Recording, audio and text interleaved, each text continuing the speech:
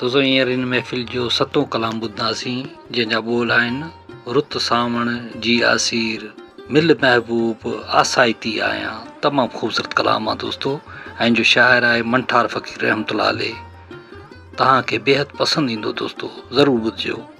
उस्ताद जलाल चांडनी जी यादगार नायाब प्राइवेट महफ़िल volume number N12 तव्हां ॿुधी रहिया आहियो शाइर शमन अली मलिक होसपुर कंदकोट वारे जे ताउन सां, जेको उस्ताद जलाल चांडनी जो प्यारो दोस्त ऐं दीवानो परवानो आहे दोस्तो। हिन कलाम जे लाइ असांखे फरमाइश कई आहे असांजे पीरीं प्यारे दोस्त हाजी कबूल ख़ान जतोई ज़िला रहीम यार खान पंजाब खां। असांजो पीरीं प्यारो दोस्त शाइर शमन अली मलिक होसपुर कंदकोट खां। वीडियो खे लाइक कयो, कमेंट्स कयो, दोस्तनि खे शेयर कयो ऐं ॾिसंदा रहो पंहिंजो चैनल कामरान जानी सिंधी यूट्यूब ते ऐं पेज फेसबुक ते।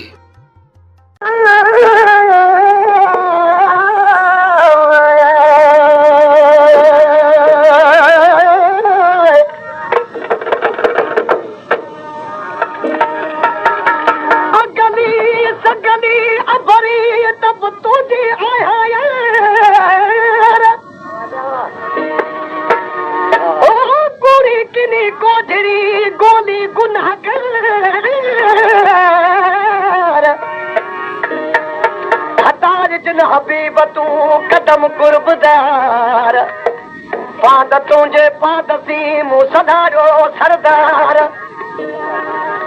दाद बखे तलब में रुग तुझी आहे तार हर भेरो रज भतारत काध कमीनी लाया ओ रुत सावन किया सीर रुत सावन किया सीर ओ मिन महबूब ओ आसातिया मिन महबूब ओ आसातिया रुत सावन किया सीर रुत सावन किया सीर ओ मिन महबूब ओ आसाती मिन महबूब ओ आसातिया रुत सावन की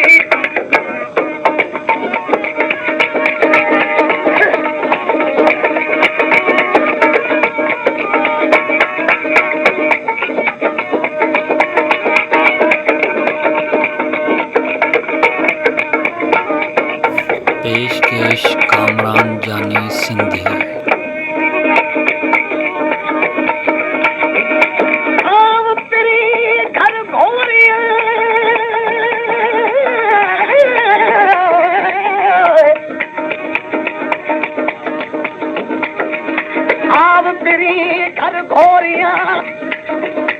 तो सदके कया साव जाने तो वला तसवत कन चूगा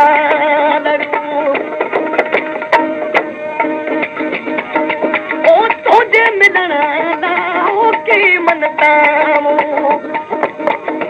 नेशनल तुझे मिलना ना ओ की मनता सबत संभा मोरो चला चांडियो महफिल नंबर ओ मिन महबूब मिन महबूब ओ आसातिया रुत सावन किया सीर